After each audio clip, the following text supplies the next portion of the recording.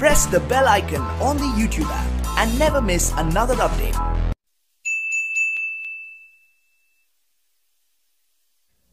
ट्रकां ने भरावो आ जाओ, समझ आई, आ जाओ, खा लो ते पी लो ते बेहा सालन ते बेहियां रोटियां खा खा क्यों जब चले हो। ते इस वास्ते 2 मिनट का काम है, कोई थोड़ी हरकत कर लिया करो। बह बह के सीटर ते बिल्कुल खोसड़ी होंदे जांदे हो। इस वास्ते कोई गरम गरम 2 मिनट लगते ने, अद्धा घंटा चलो लग गया, घंटा लग गया, ते अपनी सेहत वास्ते भी ना थोड़ा जा हरकत कर लिया करो। ये नहीं कि पिछे बेबे ने पका दिता ते जेड़ा ना हफ्ता उही खांदे रहे ते मुक गया ते बाद बर्गर खांदे रहे। इस वास्ते ए बेबे दा भी दस छोड़ो ना भी केड़ी बेबे बेबे हो गई, वाइफ हो गई, भैन हो गई, कोई भी चीज़ हो गई, मकसद है कि तुसी उन्हां ते पका दिता एक बारी ते फिर मुक भी जाता बंदे को 8-8 दिन तो बाहर रहिंदे हो ट्रक वाले। इस वास्ते ट्रकिंग लाइफ जी ने बड़ी ईजी भी है, हार्ड भी है। जे तो अगर इंजॉय करके गुजारो इस तरह जिवें असीं गुजारने पे फिर तो बड़ी ईजी है।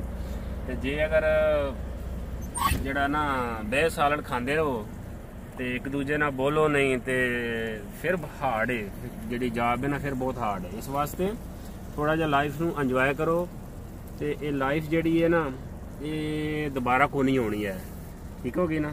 ये एक बारी अल्लाह देंदा है तो इस वास्ते ये दोबारा को नहीं होनी। तो जिंदगी नूं करो इंजॉय। जी 4 दिन जिंदगी है तो उन्होंने हस खेड के गुजार लो।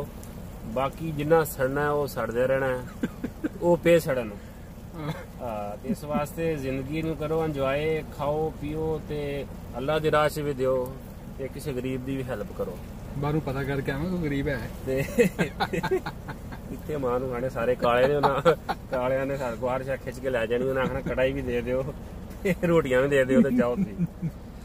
ते ठीक हो गया मेरे वीरों ते मित्रों। ते इंजॉय करो जिंदगी नूं ते खाओ पकाओ। ते असीं ते लगे हां जेड़ा ना रोटियां पीड़न। बस साडा काम जेड़ा ना कढ़ाई बस रेडी हो गई है, रह गए ने बस और को 5 मिनट लगणगे। ये दा नाम है दम पुख्त कढ़ाई।